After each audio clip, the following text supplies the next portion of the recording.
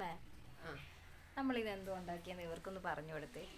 ഇങ്ങോട്ടൊന്ന് നോക്കി പറഞ്ഞു തരും. ഉണ്ടാക്കിയത് കുഴിപ്പനിയായ ആണോ? അതെന്തു സാധന? എന്താ വെച്ച് ഉണ്ടാക്കുന്നേ? അത് ഇഡലി മാവ്, ദോശമാവ് ഉണ്ടാക്കുന്നത്. എങ്ങനെയാ അതിൻ്റെ ടേസ്റ്റ്? നല്ല ടേസ്റ്റ്. ഇന്നാണ് നമ്മൾ ഉണ്ടാക്കി കഴിച്ചപ്പോൾ നല്ല രുചിയായിരുന്നു. അപ്പം ഇന്ന് ഇവർക്ക് വേണ്ടിയിട്ട് നമ്മൾ ഉണ്ടാക്കുന്നു. അപ്പോൾ ശരി, എല്ലാവരും എൻ്റെ വീഡിയോസ് കാണണം, സപ്പോർട്ട് ചെയ്യണം, ലൈക്കും കമൻറ്റും ഷെയറും ഒക്കെ ചെയ്യണം കേട്ടോ. സപ്പോർട്ട് ചെയ്യണം. നല്ല സപ്പോർട്ട് ഉണ്ടെങ്കിലേ ഇത് മുന്നോട്ട് പോകാൻ പറ്റും. അപ്പോൾ ശരി, പനിയാരത്തിന് വേണ്ട മാവ് നമ്മൾ എടുത്ത് വെച്ചിട്ടുണ്ട്. ദോശമാവോ ഇഡലി മാവോ ഏത് മാവായാലും മതി. പിന്നെ കറിവേപ്പില പൊടിയായിട്ട് അരിഞ്ഞത്, ഇഞ്ചി അതുപോലെ ഒരു കഷ്ണം ഇഞ്ചി, ചെറിയൊരു കഷ്ണം ഇഞ്ചിയാണ് അത് കൊത്തിപ്പൊടിച്ച് അരിഞ്ഞത്. പിന്നെ ഒരു 1.5 കഷ്ണം ഉള്ളിയാണ് ഞാൻ എടുത്തിരിക്കുന്നത്, അതും പൊടിയായിട്ട് അരിഞ്ഞത്. 3 പച്ചമുളക് ഞാൻ എടുത്ത്, അതിൽ കൂടുതൽ വേണ്ടവർക്കും എടുക്കാം.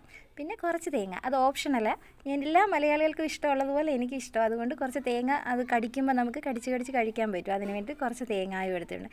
ഇത്രയാണ് ആവശ്യമുള്ള സാധനങ്ങൾ. പിന്നെ ഒരു ചീനിച്ചട്ടി എടുത്ത് എണ്ണ ഒഴിച്ച്, എണ്ണ നന്നായിട്ട് ചൂടാകുമ്പോൾ കടുക് പൊട്ടി തുടങ്ങുമ്പോൾ നമ്മളുടെ ഉഴുന്നുപരിപ്പില്ലേ അത് കുറച്ച് ഇടുക. ആവശ്യമുള്ളവർ ഇട്ടേച്ചാൽ മതി, ഇഷ്ടമില്ലാത്തവർ ഇടണ്ട കേട്ടോ. അത് ഇട്ടില്ലെന്നും പറഞ്ഞ് ഇതിന് ടേസ്റ്റ് കുറവൊന്നും വരത്തില്ല. പരിപ്പിൻ്റെ ഒരു സ്മെല്ലുണ്ടല്ലോ, അത് നല്ല ഇഷ്ടമായിരിക്കും എല്ലാവർക്കും. അപ്പോൾ അതിട്ടൊന്ന് ചുമന്ന് വരുമ്പോൾ ഉള്ളിയിട്ട് പച്ചമുളകും ഇഞ്ചിയും എല്ലാം ഇട്ട് നന്നായിട്ട് വഴറ്റി കൊടുക്കുക. എന്നിട്ട് കുറച്ച് ഉപ്പ് കൂടി ഇടുക. ഞാൻ ഇപ്പോഴാണ് ഉപ്പിട്ട് കൊടുത്തിരുന്നത്. നന്നായിട്ട് ചുമക്കൊന്നും വേണ്ട കേട്ടോ, ഒത്തിരി അങ്ങ് ഫ്രൈ ആകണ്ട, ഒന്ന് പച്ച ഇടുക. എന്നിട്ട് അരിഞ്ഞു വെച്ചിരിക്കുന്ന കറിവേപ്പിലയും കൂടി ഇട്ട് നന്നായിട്ടൊന്ന് ഇളക്കി കൊടുക്കുക. എന്നിട്ട് അതിന് ശേഷം മാത്രം തേങ്ങ ഇട്ടാൽ മതി. എന്നിട്ട് എടുത്ത് വെച്ചിരിക്കുന്ന തേങ്ങ ഇട്ട് കൊടുത്ത് നന്നായിട്ടൊന്ന് ഇളക്കി കൊടുക്കുക. എന്നിട്ട് അത് മാവിനകത്തിലോട്ട് ഇട്ട് ഒന്ന് നന്നായിട്ട് ഇളക്കി കൊടുക്കുക. എല്ലായിടത്തും ഒന്ന് ആകുന്നിടം വരെ നമ്മൾ നന്നായിട്ടൊന്ന് ഇളക്കി കൊടുക്കുക. ഇത്രയും ജോലിയേ ഉള്ളൂ. പിന്നെ നമ്മളുടെ ഉണ്ണിയപ്പച്ചട്ടിയില്ലേ അതിനകത്തിലാണ് നമ്മളിതുണ്ടാക്കുന്നത്. ഉണ്ണിയപ്പച്ചട്ടി ചൂടാകുമ്പോൾ എണ്ണയൊഴിച്ച് അതൊന്ന് ചൂടാകുമ്പോൾ ഒരു സ്പൂണ് വെച്ചിട്ട് കോരി നിറച്ച് നകക്ക വരെ ഒഴിക്കേണ്ട, പകുതി വരെ ഒഴിക്കുക. എന്നിട്ട് അതൊന്ന് നമ്മൾ ഉണ്ണിയപ്പം ഉണ്ടാക്കുന്ന പോലെ തന്നെ തിരിച്ചും മറിച്ച് വിട്ട് അതൊന്ന് ഫ്രൈ ചെയ്തെടുക്കുക.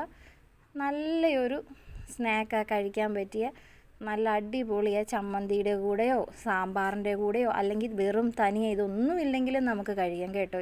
എന്തിൻ്റെ കൂടെ വേണമെങ്കിലും നമുക്ക് കഴിക്കാം. വെറും മുളക് ഉടച്ചതുണ്ടെങ്കിൽ അതിൻ്റെ കൂടെ വരെ നമുക്കിത് കഴിക്കാം. നല്ലൊരു സ്നാക്കാണ്, നല്ല ടേസ്റ്റി ആയിട്ടിരിക്കും. അപ്പോൾ എല്ലാവരും എൻ്റെ ചാനൽ സബ്സ്ക്രൈബ് ചെയ്യുക, ലൈക്ക് ചെയ്യുക, കമൻറ്റ്